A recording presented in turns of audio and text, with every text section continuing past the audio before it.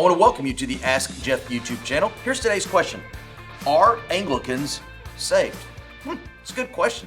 Let me push back. Are Baptists saved? Are Methodists saved? Are Presbyterians saved? I could go through a whole list. And I understand the intent of the question. It's a great question because anytime we use a denominational identifier, Baptist, Methodist, Anglican, Episcopal, Catholic, whatever it may be, we most naturally and rightfully default to the standardized teachings, for lack of better terms, or doctrinal positions of that respective group. Now, I would argue, as you expect, that Baptists as a whole theology is biblical, particularly when it comes to an understanding of sin, salvation, soteriology, what it means to be regenerated, etc.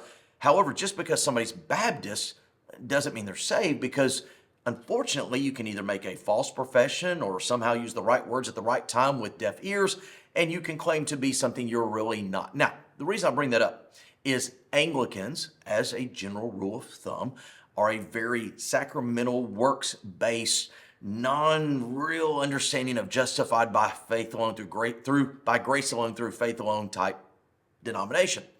However, C.S. Lewis was an Anglican. Yeah, that's right.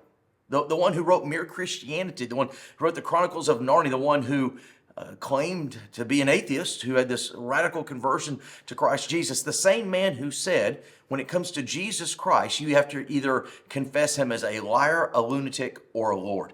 That's a pretty good preaching point. Now, again, I never met C.S. Lewis personally. However, I think we would say, based on his writings and communications, he understood the gospel as being by grace alone through faith alone. And yet he was an Anglican. I know a lot of Baptists and other denominations who do not understand that biblical truth. So as a whole, if someone classifies himself as an Anglican, you'd be hard-pressed to find what we might call a faithfulness to true biblical Ephesians 2:8-9 understanding of salvation. But that's the reason that each and every one of us are individuals before the Lord. Not one of us stands before God one day as a Baptist, a Methodist, or an Anglican. We stand before him as an individual. So at the end of the day, I don't think that one's eternity rests upon the respective denominational affiliation, because just because the denomination has a good view of biblical salvation or a proper view does not mean the respective individuals are necessarily adherents to. I'll close with this.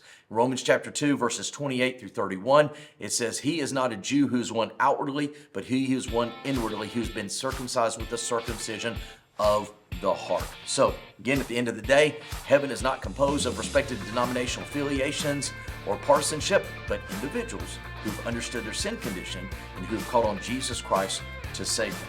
It might be in an Anglican church. It might not be. Great question. If you have one, send it to askjeff.net. Maybe your question will be tomorrow's. Thanks for being a part of today's daily question. Now, we answer a question each and every day. Please feel free to submit a new question at askjeff.net. We may not have gotten to yours today, but we eventually will continue to be a part of this. Subscribe so you don't miss out on a question every day.